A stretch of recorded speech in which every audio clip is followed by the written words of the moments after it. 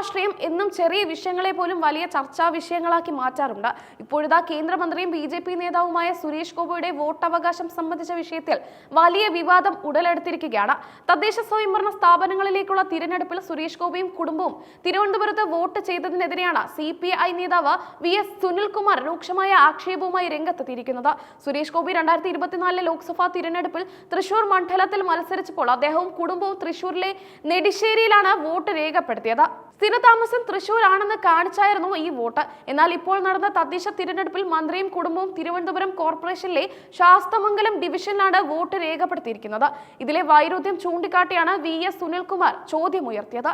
രണ്ടിടങ്ങളിൽ എങ്ങനെയാണ് ഇത് സംഭവിച്ചത്? ഒരു വ്യക്തിക്ക് രണ്ടിടങ്ങളിൽ വോട്ട് ചെയ്യാൻ സാധിക്കുമോ എന്ന് അദ്ദേഹം ഫേസ്ബുക്ക് പോസ്റ്റിലൂടെ ചോദിച്ചു. ഒരു വ്യക്തിക്ക് ഒരേ സമയം ഒന്നിലധികം സ്ഥലങ്ങളിൽ വോട്ടർ പട്ടികയിൽ പേരുണ്ടാകുന്നത് നിയമപരമായി അനുവദനീയമല്ല. ഈ സാഹചര്യത്തിലാണ് സുരേഷ് ഗോപിക്കും കുടുംബത്തിനും എങ്ങനെ രണ്ടിടങ്ങളിൽ വോട്ട് രേഖപ്പെടുത്താൻ കഴിഞ്ഞു എന്ന സുനിൽകുമാറിന്റെ ചോദ്യം പ്രസക്തമാകുന്നത്. തിരഞ്ഞെടുപ്പ് കമ്മീഷൻ ഈ വിഷയത്തിൽ വ്യക്തമായ മറുപടി നൽകണമെന്ന് VS സുനിൽകുമാർ ശക്തമായി ആവശ്യപ്പെട്ടു. ഒരു കേന്ദ്രമന്ത്രി തന്നെ ഇത്തരമൊരു നിയമലംഘനത്തിന് കൂട്ടുനിന്നോ എന്ന സംശയവും അദ്ദേഹം ഉന്നയിക്കുന്നു. മാത്രമല്ല, ഈ വിഷയത്തിൽ കേന്ദ്രമന്ത്രി സുരേഷ് ഗോപിയും കുടുംബവും പൊതുജനങ്ങളോട് വിശദീകരണം നൽകേണ്ടതുണ്ടെന്നും സുനിൽകുമാർ ആവശ്യപ്പെട്ടു. ഈ ആരോപണം BJP നേതൃത്വത്തെ പ്രതിരോധത്തിലാക്കിയിരിക്കുകയാണ്. സുരേഷ് ഗോപിയുടെ വോട്ട് വിവാദം ചർച്ചയായതോടെ മുതിർന്ന കോൺഗ്രസ് നേതാവ് K മുരളീധരനും ഈ വിഷയത്തിൽ പ്രതികരണവുമായി രംഗത്തെത്തി. തിരഞ്ഞെടുപ്പ് മര്യാദകളെ കുറിച്ചാണ് അദ്ദേഹം സംസാരിച്ചത്. ഏത് മണ്ഡലത്തിൽ മത്സരിച്ചാലും വോട്ട് സ്ഥിരമായി ഒരിടത്ത് ചെയ്യുന്നതാണ് ജനാധിപത്യ മര്യാദ എന്ന് K മുരളീധരൻ അഭിപ്രായപ്പെട്ടു. ഇത് രാഷ്ട്രീയ നേതാക്കൾ പാലിക്കേണ്ട ധാർമ്മികതയുടെ വിഷയമാണെന്നും അദ്ദേഹം കൂട്ടിച്ചേർത്തു. തന്റെ പിതാവും മുൻ മുഖ്യമന്ത്രിയുമായ K കരുണാകരന്റെ ഉദാഹരണവും മുരളീധരൻ ചൂണ്ടിക്കാട്ടി.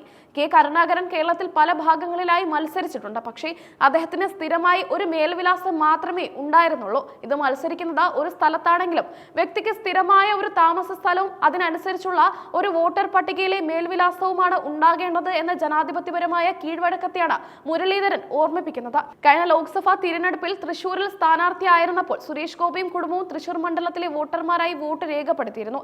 ഇത് തൃശൂരിൽ അദ്ദേഹത്തിന്റെ സ്ഥിരതാമസം സ്ഥാപിക്കാൻ വേണ്ടി ചെയ്ത നടപടിയായാണ് അന്ന് വിലയിരുത്തപ്പെട്ടത്. എന്നാൽ ഇന്നലെ കഴിഞ്ഞ തദ്ദേശ തിരഞ്ഞെടുപ്പിൽ സുരേഷ് ഗോപിയുടെയും കുടുംബത്തിന്റെയും വോട്ട് തിരുവനന്തപുരം കോർപ്പറേഷനിലെ ചുരുങ്ങിയ മാസങ്ങൾക്കുള്ളിൽ വോട്ടർ പട്ടികയിൽ വരുത്തിയ ഈ മാറ്റമാണ് വിവാദത്തിന് കാരണം. വോട്ട് രേഖപ്പെടുത്തുന്നതിന് മുമ്പ് ഒരു വോട്ടർ പട്ടികയിലെ പേര് റദ്ദാക്കി മറ്റൊരിടത്ത് ചേർക്കാമെങ്കിലും ഇത് സംബന്ധിച്ചുള്ള സാങ്കേതികവും നിയമപരവുമായ നടപടിക്രമങ്ങൾ പാലിക്കപ്പെട്ടിട്ടുണ്ടോ എന്ന ചോദ്യം ഇവിടെ ഉയരുന്നു. രണ്ടിടത്ത് വോട്ട് ചെയ്യാൻ കഴിഞ്ഞു എന്ന ആക്ഷേപം നിയമങ്ങൾ സംബന്ധിച്ചുള്ള ഗുരുതരമായ ചോദ്യങ്ങളാണ് ഉയർത്തുന്നത്. ഒരു കേന്ദ്രമന്ത്രിക്ക് ഇത്തരത്തിൽ രണ്ടിടത്ത് വോട്ട് ചെയ്യാൻ കഴിഞ്ഞത് എങ്ങനെയെന്ന ചോദ്യം ശക്തമായി നിലനിൽക്കുന്നു. ഈ ചർച്ച തിരുവനന്തപുരം തൃശൂർ രാഷ്ട്രീയ മേഖലകളിൽ മാത്രമല്ല, സംസ്ഥാനത്തുടനീളം വലിയ വിവാദമായി മാറിയിരിക്കുകയാണ്. ജനാധിപത്യ പ്രക്രിയയുടെ അടിസ്ഥാന തത്വങ്ങളെ ചോദ്യം ചെയ്യുന്ന ഒന്നാണ് ഇത്തരമൊരു സംഭവമെന്ന് രാഷ്ട്രീയ നിരീക്ഷകർ വിലയിരുത്തുന്നു. ഇതിനെക്കുറിച്ച് BJP നേതൃത്വമോ സുരേഷ് ഗോപിയോ ഇതുവരെ ഔദ്യോഗികമായി പ്രതികരിച്ചിട്ടില്ല. ആരോപണങ്ങൾ നിഷേധിച്ചുകൊണ്ട് അവർ ഉടൻ രംഗത്തെത്തുമോ എന്നതിനെ ആശ്രയിച്ചിരിക്കും ഈ വിവാദത്തിന്റെ അടുത്ത ഘട്ടം. തിരഞ്ഞെടുപ്പ് കമ്മീഷന്റെ ഭാഗത്തു നിന്നുള്ള വിശദീകരണമാണ് ഇനി നിർണായകം. ഒരു പൊതുപ്രവർത്തകനും കേന്ദ്രമന്ത്രിയുമായ വ്യക്തിയുടെ വോട്ടവകാശം സംബന്ധിച്ചുള്ള ഈ ആരോപണം തിരഞ്ഞെടുപ്പ് കമ്മീഷൻ എത്രത്തോളം ഗൗരവകരമായി എടുക്കുമെന്ന് കണ്ടറിയേണ്ടതുണ്ട്.